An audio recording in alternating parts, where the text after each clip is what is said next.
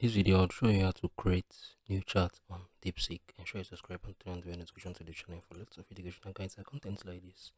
Now head over to your Deepseek. If you want to create a new chat, what you're going to do right now, you can see this new chat right here.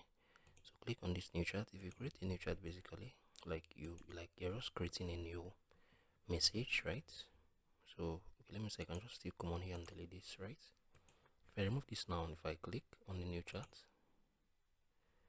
you're gonna see a new chat to be added right here. Okay, let me see. How are you, right?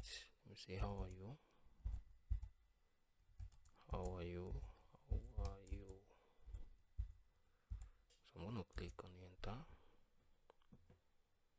Exactly. So you can see a new chat has been created.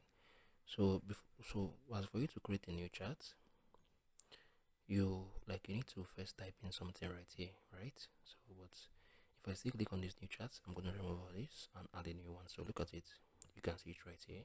So this is basically how you can create new chats on Deepseek. If you found this video helpful, share thoughts below in the comment section. Thank you guys for watching through. I'll see you all in the very next one.